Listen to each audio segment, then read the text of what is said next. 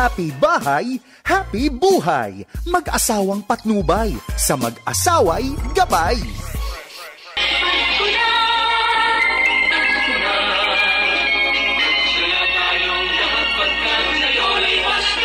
Ang ganda talaga ng Papuri Christmas song na yan, ano? Pasko na. Talagang nire-remind niya tayo na eto na.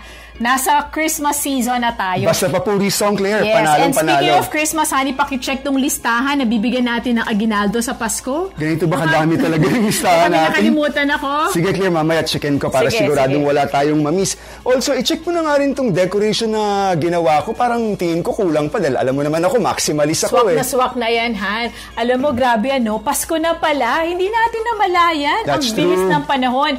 Paano ba naman? Left and right ang negative news natin lately. Kaya tama lang na mag-decorate tayo, gumawa tayo ng Christmas list so we can tap into the excitement of the holidays. I strongly agree, Claire. Alam mo, naisip ko lang napakadaming dumaan sa anxiety at depression lately. Kaya ako, I strongly believe that decorating for Christmas can definitely lift our moods, diba? Isa pa, madadivert din yung attention natin, diba? Maaga po ang Pasko dito sa Happy Bahay, Happy Buhay. And since nagde-decorate na rin lang tayo, pag-usapan po natin, what are the benefits to putting up your Christmas decorations? Alam niyo po, ang pagde-decorate pala para sa Christmas, hindi lang pampaganda ng bahay, because decorating for Christmas is also good for your mental health. Tama. Bakit? It helps ease your stress and anxiety. Pansinin niyo po, lumilipas ang maghapon kapag nagde-decorate kayo ng bahay pang Pasko.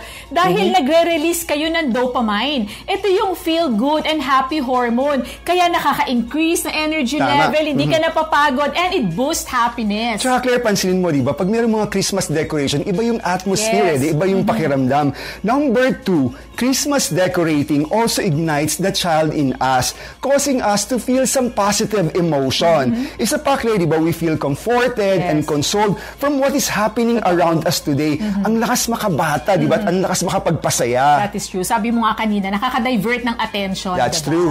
And alam niyo po, pangatlo, sa panahon when everyone is encouraged to be distant from the others, hanging Christmas lights outside your house can help bring sense of community among neighbors and friends. Kasi di ba, Han, kapag dumadaan sila sa bahay mo, nakikita nila yung ilaw na nagtitwinkle. Diba? Para bang you are sending simple yet strong and positive message that Christmas is here. And Christmas is about Jesus, buhay ang Panginoon. Alam niyo po, anything that we can add into this world right now that can build our hope, it counts. Gawin po natin yan. So true. At ang pinakahuli sa lahat, Claire, of course, when we decorate and listen to Christmas songs together as a family, healing flows. It's like you are being washed from all the cares and worries this pandemic had caused us. So family bonding nyo na rin yun, ano? Kapag decorate kayo for Christmas. That is so true. Let us shift our focus from the heaviness of this world. Deck your homes up, hum some Christmas carols, and keep your spirits up because God is still on the throne. Pasko na! Pasko na! Ang lahat ay magsaya pagkat ngayon ay Pasko na. Lagi po nating tandaan ng mag-asawang sabay manalangin na pagtatagumpayan lahat ng suliranin. Ako po si Bong Pineda. At ako naman po si Claire para sa Happy Bahay. Happy Buhay! Happy bahay, happy buhay. Mag-asawang patnubay, sa mag-asaway gabay.